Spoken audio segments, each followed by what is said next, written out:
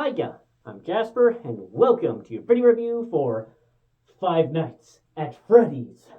It's a movie starring Josh Hutcherson, and it also has Matthew Lillard in it, and I'm glad that Matthew Lillard is in it because I really liked him from the movie Hackers, as well as he was in Scooby-Doo, and also Johnny Mnemonic, so I really like that he has, even if it's a small role in this movie, but also that dude is fit. He was born in 1970, and he is still fit. So good on him for that. And also glad that Josh Hutcherson is getting more roles because I like him, and I like that he is in this because I think this is one of those movies that's going to become just a every Halloween type of movie, or maybe just a lot of times movie for many people, sort of like Hocus Pocus. So I'm glad that he is in that movie that is going to be, I don't want to say timeless, but timeless a bit, just, a classic, if you will. So good on that. As always, I'm going to give you the good, the bad, and the furry. To start off the furry, it's called Five Nights at Freddy's. There's animatronics, sort of like Chuck E. Cheese style, and they are animals themed of that. But that's about it. But there's a lot of them in it, or at least enough. So yeah, moving on to the good and bad. So, the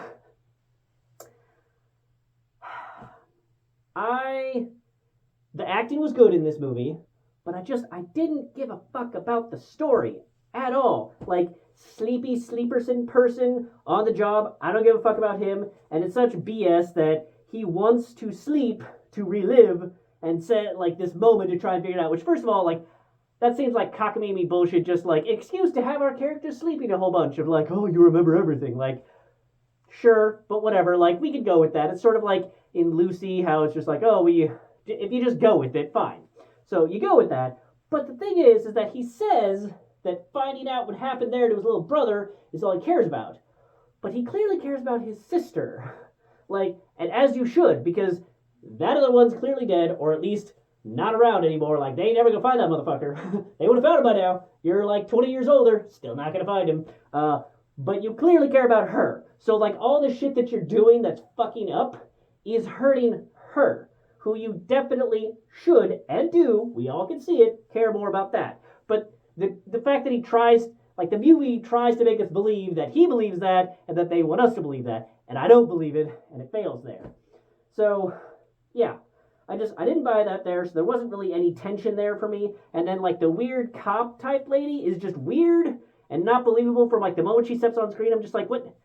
Are we supposed to buy this? Because I'm not buying this at all. This is not how a cop person would be acting. I feel like you're wearing a Halloween cop outfit to be acting the way you are. Because this movie tries to set up in a relatively real world thing. He has real world problems. It's like season 6 of Buffy, where the problem of oh, you're going to get evicted from your house and you have to pay for things and blah, blah, blah, blah, blah. It feels like real world problems in this movie. And then they have weird cop lady who doesn't make any sense. It's just her character feels like it's from a different movie. Not any offense on her acting, it's just her character just doesn't jive. And what I will say is that I have talked with some people who have played the game and some people who haven't, and I have talked with them, and a lot of the people that I talked to all really, really like this movie. So I feel like maybe I'm an outlier on this. So I just want to put that out there that I have not played any of the games. I just don't care, and I didn't care about this movie. So, but other people who have and who have not played the games have both really liked it. So I don't know. I just feel like I'm weird because I'm the only one that I've talked to who hasn't liked this movie. But maybe on multiple rewatches, I will appreciate it more than I do. Sort of like with Hocus Pocus originally. But this movie tries to be believable as a horror movie, but it has too cute. It cuts out too much of the horror bits to really be a horror movie, but it also has too much horror in it to be a family movie, because it's not Saw level of scenes, but it is too gruesome of things, in my opinion, for a family movie audience, that in order to market towards a family movie. So they kind of split the difference and don't get either of them right, is what it feels like. So I will say that I did appreciate that there was a cameo in there and that the catchphrase got in there, so I do really appreciate that. That was fun. That was pretty much my favorite part of the whole movie. So, yeah. Yeah, what I will say is that Willy's Wonderland with Nicolas Cage is a fantastic fucking movie. I loved Willy's Wonderland, which is the story of a guy who has to stay in this like Chuck E. Cheese ripoff place / Five Nights at Freddy's ripoff place, and that the animatronics are coming to life and killing people. And like that movie, which came out like a couple of years ago, a year or two ago, like that movie is fucking fantastic. I love every second of that movie, and I feel like it has better and more believable character development, even though Nicolas Cage doesn't say a goddamn word.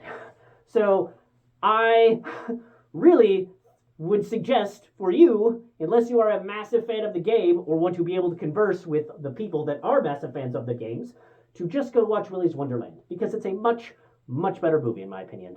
So that's all I have for this one. Thanks for coming. Thanks for watching. Hope to see you at the next one. Bye.